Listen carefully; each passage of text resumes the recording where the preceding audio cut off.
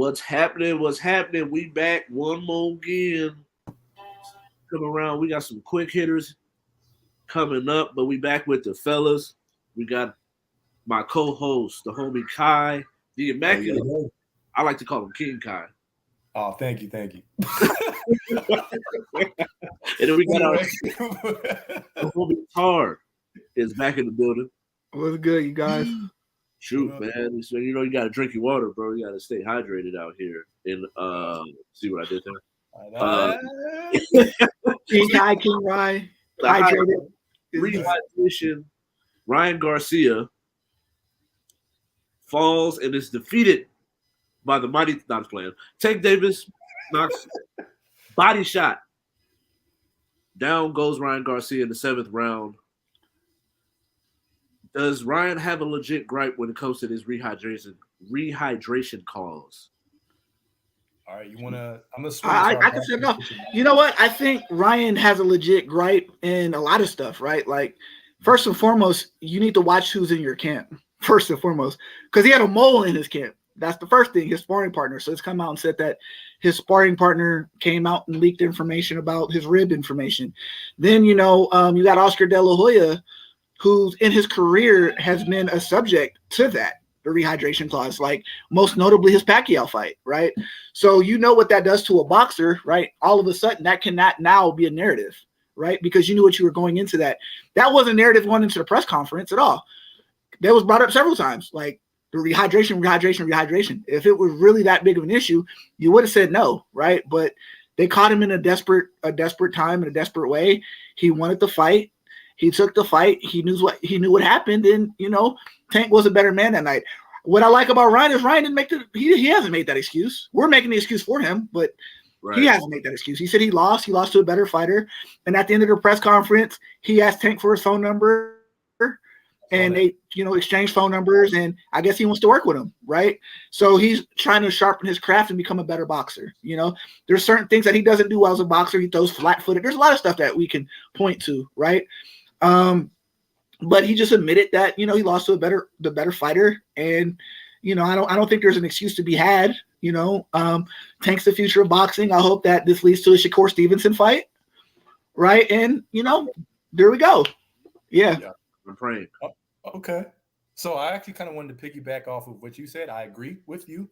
Also, when you mentioned Shakur, remember that conversation we had? I was like, yeah, Shakur's our strong bloodline, man. So I was right. Like, yeah, about the Shakur family, man. So yeah, so that would be a great fight. But then just real quick, also I wanted to say, because we all watched the fight here, I felt like, did you notice like the first 2 rounds or so that they kind of did the contrast of what they're known for, right? Like Tank was patient, right? But then he kind of sped up, right? He kind of sped up at points. It's kind of like Ryan Garcia was like, hey, bro, no, I'm gonna go in. I'm gonna go in. It's like, oh, okay. So Tank's like, you want to bypass all this feel out process. You know what I'm saying? And I felt like Garcia, he was a little overzealous early, right? And so once he was doing that, because he was able to get a quick hit in, he's like, okay, I might have him. I'm kind of out of character in this fight. And so I think that in his mind, just mentally, you know what I'm saying? He's like, okay, I'm gonna get this. And ultimately it cost him. He was able to get touched up twice, like we saw. And the better fighter, the more calculated fighter, Tank won, to your point. So yeah, but I agree with everything that you said. And I think Ryan, even though he lost in the fashion that he did, and he was starting to get to a point where Tank was dominating the fight, I still think Ryan gained my respect. In the way that he fought, because I did see things that, like, they're fixable. He's still young. So if this is what he's going to continue to do, I know he does really well off of social media and has a lot of hype. But if he's going to continue to sharpen his craft and get better at what he's doing, I think that there's the ability to have fast hands, be able to have a punch that you're known for, but also you got to be able to build off of that too. And there's plenty of instances where he waited 6 rounds to use his right hand. And then when he started throwing the right hand, it landed a few times. So it's like, if you throw that right hand earlier in the fight, I still think Tank's going to eat him up. But you at least make it to where Tank was starting to pull away before there was even a knockdown. And so, keeping on with Tank, what do you think this means for his future? I could see one or two things. I could see Lomachenko and Devin Haney winner, him fighting that winner, or Shakur Stevenson, which you're going to get into all the politics of boxing with that. Same thing Earl Spence and Crawford are going through. I think are going to go through the same thing with that. So this is why I'm really, really hoping, that Devin Haney wins, because it'll be a lot much easier fight to make. They're just Haney's pretty much a free agent, so he fights where he wants to go. And Tank's not leaving PBC. So you have that, or I just feel like there's just a bunch of those, money fights for him. Does he stay at 135? I think, that's a good way for him. Could he go up to 140? Ryan said he's going up to 140.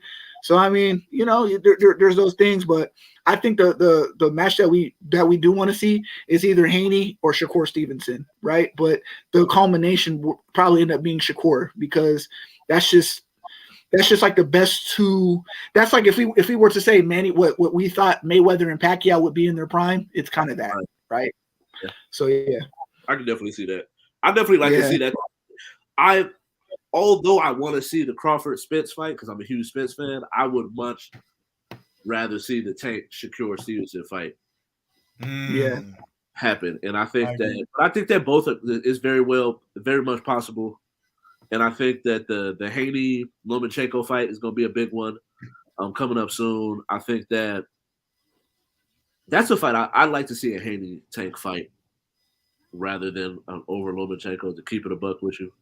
No disrespect, no shade to Lomachenko though, but I just would rather see that, like this, for the sport of boxing and the culture itself. The fighters at the age and primes of their careers, I think that it would be real big for the sport of boxing. But we'll see what happens with that. Right now, we got the NBA playoffs going on. Last time I looked, Knicks was giving Cavs work. But I think at this point, the last one we're waiting on, I think, is the MVP of all of the awards. But we've got the Rookie of the Year, Coach of the Year, Defensive Player of the Year. Mm-hmm. Now we're going to talk about the Most Improved Player of the Year. Going to Lauri Markkanen. Should Jalen Brunson feel snubbed? I believe so. I believe he should feel snubbed. I believe there's no disrespect to Lauri Markkanen. Lauri Markkanen himself was actually an all-star as well. So I think I understand from that perspective. However, we're looking at impact, right? Fulfilling a void, a role, being a leader, being a scoring option, and being able to lead a Knicks team into the playoffs to a point where now you're going up against a team with a star in Donovan Mitchell, with a really good defender in Evan Mobley, with a guy in Jared Allen, with Karis LeVert, and seeing what they're able to do in the playoffs thus far. I want to make note, though. People are like, well, Kai, it's not a playoff award. Right, I get it. But they're contenders. They're like a contending team, a dark horse contending team. They're not Boston. We're not saying that, but they're a dark horse contending team because you add someone like Jalen Brunson. Now let's look at Jalen Brunson and what he was able to do, Ralph and Tar in Dallas, right? Yes, you have Kyrie Irving, and no shade to Kyrie Irving. Kyrie is really not the problem over there in this regard. However, he was able to play nicely alongside Luka Doncic, right? And so that's a piece where you're like, man, we gave up all this for Kyrie, who may or may not be available at times, right? And we could have had Jalen Brunson, right? You know what I'm saying? And he's not as injury prone. You know what I'm saying? So, like, you have to put all those different things in perspective. And at the end of the day, when you talk about the awards, we're looking at productivity, and I also look at impact as well. However, I'll say this, and I'll swing it to both you guys because I'm kind of curious to what your thought processes on this.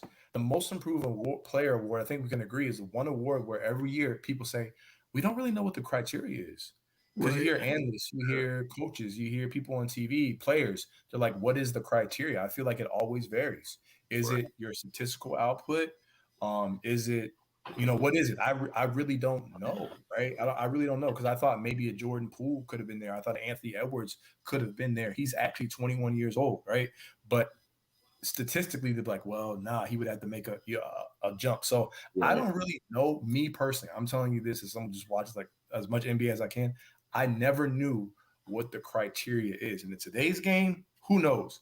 But he was my personal pick for the most improved player of the war, Jalen Brunson. So yeah, in some regards, I would feel a little bit snubbed in that. To add to your point too, like John Morant won it last year, and then he gave it to his teammate because he was like, "Yo, my teammate deserved it more than I did." Right? So, but I do in this regard do think it should, like, Lauri Markkanen was the right choice, because I do feel like Jalen Brunson, he did show flashes of being this good on the Mavericks, because there was games in the playoffs where Luka didn't play and he carried the team and they won. Right. So I don't think it's much surprising that Jalen Brunson is this. Lauri Markkanen is an overall surprise. And me and Ralph had this conversation. I was like, bro, we were talking about, like, who's the perfect fit for the Bulls to be good. Guess what name we came up with? Lauri Markkanen. They need a stretch for. Why did he not do this on the Bulls, right? He didn't do this on the Bulls. He didn't do this on the Cleveland Cavaliers, where he should have, where he had two opportunities to do it with two young guards. He played with a young guard in Cleveland, Darius Garland, where we had a perfect second option, right? He didn't do that in Cleveland, and on the Bulls, he didn't do it on the Bulls. So it's like, this is an overall surprise. Like, who had on their lottery or like their bingo ticket Lauri Markkanen being an all-star this year? No one. Not a soul. Who had on their bingo ticket this dude's going to average 25 points per game this year? Not a soul.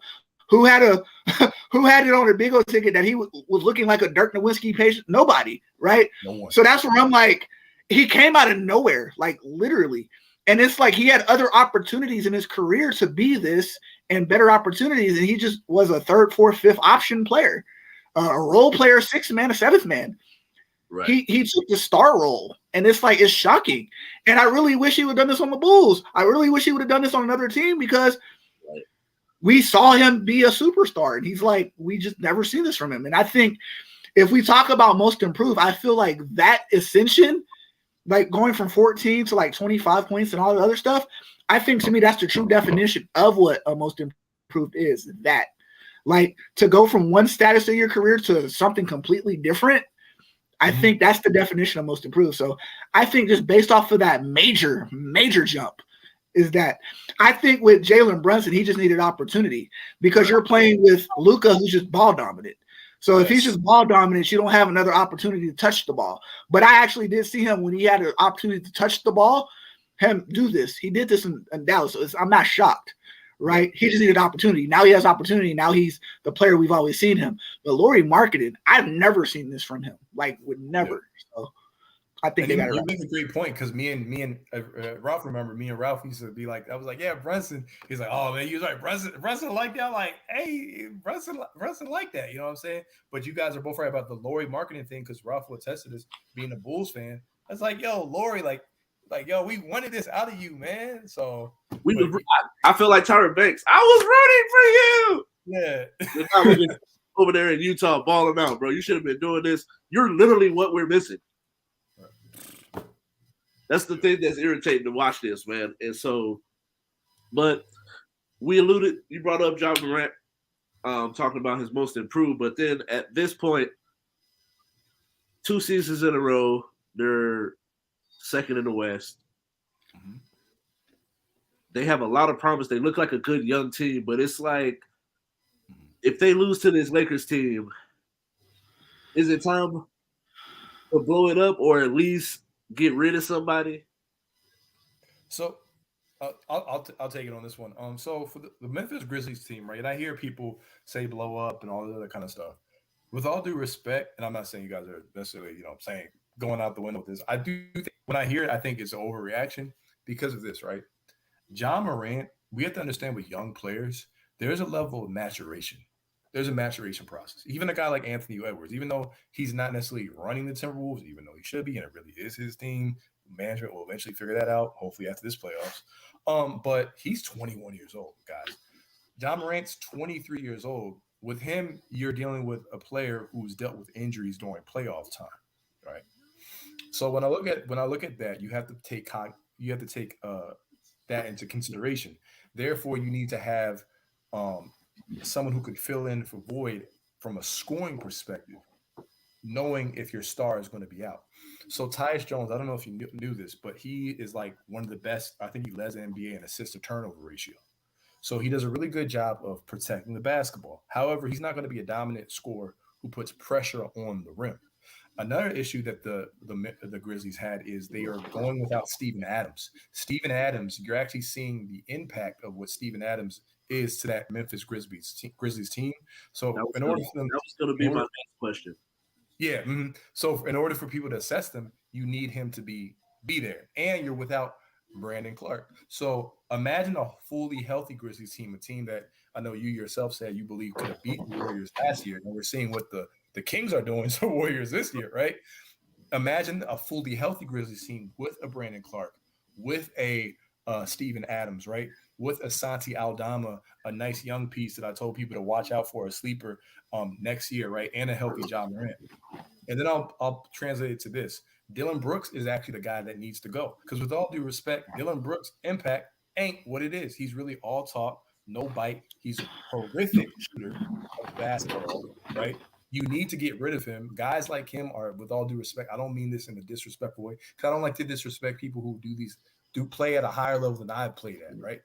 But you can replace him with someone who's a real 3-and-D threat who's going to shoot the ball at a high level. I would replace him for a KCP. You get 3-point shooting, you get defense, maybe not at the same, rate, but you're still going to get defense.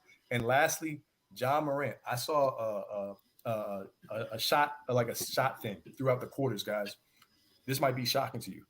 Ja Morant, throughout the course of the season, the last 2 seasons, as the quarter goes down, as the game goes on, his scoring actually depletes up into the fourth quarter, except obviously you had the certain occasions like we saw in the last game, I think, or the game before, where he just went off in the fourth quarter. His rate of attacking the rim and his scoring actually goes down. And it makes me think, I was trying to figure out, if I put a line graph up, bar graph up, why is that, right? Our defense is adjusting. Potentially he's tired from attacking the rim. He's all right, but he's not a great 3-point shooter. So when you have Ja Morant, you have Dillon Brooks, right? You need Ja to either become better as a 3-point shooter, which if you're a point guard in this league, you should be shooting the 3 in this era. You should use that floater that he has. I know you're big on the floater, Ralph. Use that floater game that you have.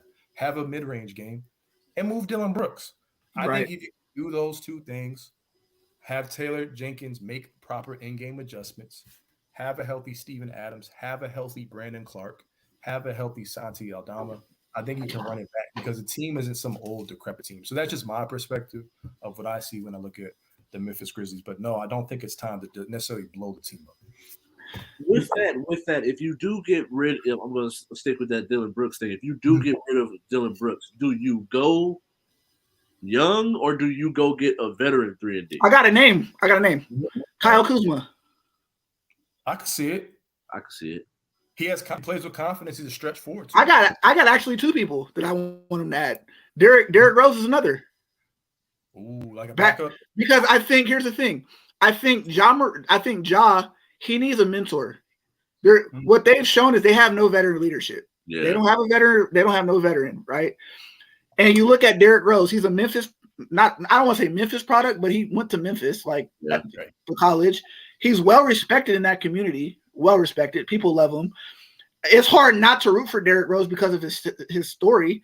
And his Ja Morant's play style, playing wild, trying to go up and dunk over people. He needs Derrick Rose to be like, yo, calm that down. You know what I'm saying? Because I feel like he's the perfect mentor for him. You need an older player like a mentor to say, calm down. Even a Patrick Beverly to tell you to shut up, right? But you need somebody there to kind of calm you down to say, yo, bro, don't do it like that. And then I think you need a Kyle Kuzma, somebody who has playoff experience. They want a ring, He's average. We've seen his play marginally get better as he got more opportunity. He averaged 21 this year, something like that. I think he showed that he's a good third option. He knows his role already. I feel like with Memphis, you already have Ja. You have Jaren Jackson. You just need a third option. And Kyle Kuzma has shown that he's going to be a good third option, right? Yep. So I think, to me, I think that's who Dillon Brooks thinks he is, with the fashion and stuff like that, and but he's not that yet. So I think that's what you should just get the real thing. Why not? So I think they should just add those 2, Derrick Rose, and I think they'll be fine. And Oh, I was gonna say, and I'll swing it, Ralph. You don't, and I like that what you said about the third option because you also have Baines too, but you don't. You want someone who can create their own shot because Bain he shoots the ball and sometimes he'll drive to the rim, but he can't really create. And you want someone who's not going to disrupt the hierarchy or the food chain of that locker room. I like what you said, adding a veteran and getting another like shot creator. So yeah, Yeah, I'm curious to see what they do and what moves they make because I think like someone like a Norman Powell could fit in there too at that three slot if you give I like that. up on a I Dylan like that Brooks. too. That's a perfect fit. Norman Powell in the Grizzlies, man. Plus, I'm just not sure like with that contract situation. I feel like he's Yeah, coming up on where he could be a free agent this year, free agent, something like that. Yeah. or at least close to it. And then so next up we got the Jimmy went crazy Your boy. the the other night, and so pushing the Bucks, who a lot of teams and kind of think you had them going to the finals too. I had him winning it. Oh shoot! Yeah. So now they're down 3-1. Jimmy went crazy, and I believe they're on the way back to Milwaukee. You got to do this one game at a time. What is the likelihood that they come back and complete this comeback? So Vegas likes them a lot, apparently. But I'm gonna go 50-50 because I like to respect the opponent and I like to look at what I see on the court, right? Because I like people always want to make excuses. Oh well, this that, but you have to give credence where credence is due. With all due respect, they got their ass kicked. So let's just put it out there, right? But the when Milwaukee Bucks without jumping out the window and all that kind of stuff, this is a series with all due respect to Jimmy and other people out there. Jimmy's doing his thing, right? Um, the Heat have injuries. Yeah, sure, Giannis is hurt, but the Heat have no Tyler Hero, a six man of the year candidate, former six man of candidate. They don't have Oladipo, right? They're undersized, they're undermanned, right? The Heat weren't shooting good in this series. I mean, in the season until this series, but Coach Bud, he will cost you a game, and I've also seen him cost a series. Let's talk about it because I said it last year and it happened exactly how I said with that Celtics series. With all due respect to the Celtics are actually a better team than they were last year too. By the way, Right. but they technically still could have got beat and should have got beat without Chris Middleton last year, regardless of what people believe. Because Coach Budenholzer did horrible with the adjustments and he went away with stuff. The issue with the Bucks, right, is one you have the Miami Heat who insanely started shooting like wildfire, guys, from three. They weren't shooting like this anywhere close to this in the regular season. They're shooting, if I'm not mistaken, like 62% for a team from the 3-point line. I'm like, what? They just went nuts. So they went nuts in one game, right? Then Jimmy cooked all world defenders and Giannis and Drew Middleton. You can get these buckets too. And Brooke Lopez, yeah, come dance with me, brother. You know what I'm saying? He's like, I am the son of Michael Jordan. I am the long Right, lost son. right. So he cooked. Conspiracy theories confirmed. Right. However, here's how I see it, guys. Here's how I see it. I'll try not to be too long winded. What this issue is, you have guys on your team that you can at least throw at Jimmy, but now Budenholzer, it's like you're waiting until it's almost too late. You're waiting too long. Where now Jimmy's warm, now Jimmy's hot. Oh, now you want to make an adjustment? You have Jay Crowder, his former college teammate and NBA teammate, who played with him on the Miami Heat not that long ago in the bubble. You have Jay Crowder. Why did you bring Jay Crowder on? Crowder, and you're not using him. You have Wes Matthews, who actually did a good job of defending Jason Tatum. You had Giannis, who last time they played when I think they swept the Miami Heat. Jimmy Butler shot like 28% when Giannis was the primary defender. Here's the issue. This Giannis has a hurt back, and with all due respect to him, he's a great defender. But let's be real. Me, I know, Tart, and Ralph knows. Giannis isn't a really good on-ball defender. If anything, he's a little overrated on-ball defender. I've seen Austin Reeves cook him. I've seen a couple guys cook him. What Giannis is he's a weak side help defender, a tremendous one at that. So if Giannis can't defend Jimmy in this series at this juncture, you need to put someone like a Jay Crowder or someone else. But you waited too long. Javon Carter. You have Javon Carter. He's not going to give you much offense, but he presses the ball full court on Kyle Lowry. You have all these adjustments that you players that you're not using. Why are you playing drop coverage? This is what happened last year versus the Boston Celtics. First off, no team like should be playing drop coverage. Just not in this era. Drop coverage is the worst coverage that you ever play ever in this era of basketball. Right. So it's real quick too, bro. What is it about Budenholzer, right? I'm asking you this question. Yeah. Eric Spoelstra, am I bugging when I say this? Doesn't Eric Spoelstra always outcoach him in every series? Yes, and in the regular series.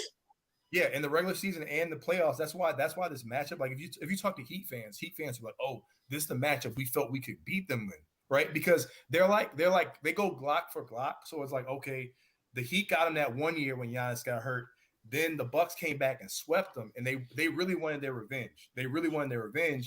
But based off the draw and the injuries and all that didn't happen. Because if you go look at some of our past episodes, I had them last year as on a collision course in the Eastern Conference Finals, right? And then I hit you up and you're like, oh yeah, it's going to be the Celtics because Middleton got hurt.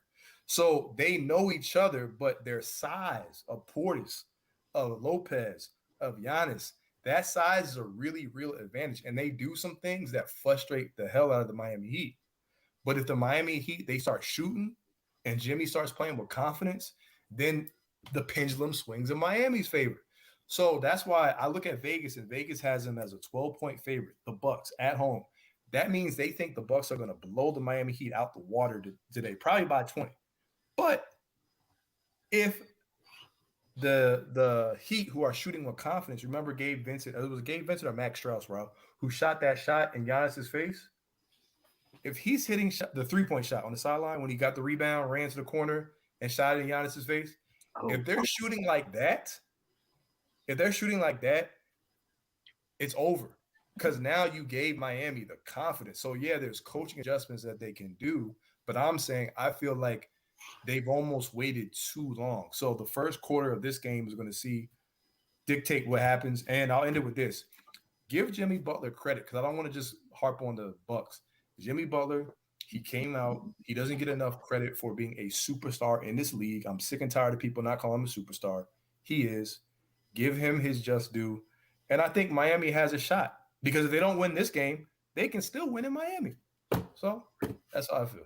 And then one little quick one I want to get y'all opinion on. Yeah. So Ime Udoka is the new coach of the Houston Rockets. They have a lot of young talent. Now, whether or not is some of that young talent, are they too far gone to where you got to get rid of them and bring new talent in, or are they still coachable? Is to be seen. But what do you think about that signing? Hey, Tar, do you want to take the lead on this one? Because I know I kind of talked. I was just gonna say I don't think it's too far gone. This ain't a Drake album. No, I don't think it's too far gone. I think I look at the Thunder, for example, right? I think with the Rockets, it depends on how the ping pong ball falls. If they get Victor Wembanyama or like a Scoot Henderson, like one of those, I think that could make them feel a lot better about where they are. You know, if they get a Victor Wembanyama, that's equivalent to them having like maybe I'm bugging saying this, but having Jalen Green, is it Green? They got Jalen Green. Yeah. Jalen Green and Wembanyama is kind of like back in the day when they had Steve Francis and Yao or McGrady Yao type of thing. It's kind of one of those things. And now all of a sudden, like your future is brighter. Even if you don't get one of those guys, right? You know, like you could still get, Brandon Smith. Like the draft, I think the way that the draft plays out and looking at that young roster, seeing what Ime Udoka did with the young Boston Celtics, right? It's encouraging. It's encouraging. And you have a lot of those same pieces, that is there, They have Jabari Smith too, right? The Rockets. Yeah. So, yeah, okay. He started playing much better later. Okay. He played strong in the second half of the season. So, like, think about if you have Jabari Smith, like even if you don't get Wembanyama, right, you're going to get like a top 5 pick. So right. Think about if you get Jabari Smith and then you're able to draft – Brandon's the kid from Alabama, then all of a sudden you're kind of looking like Boston a little bit, right?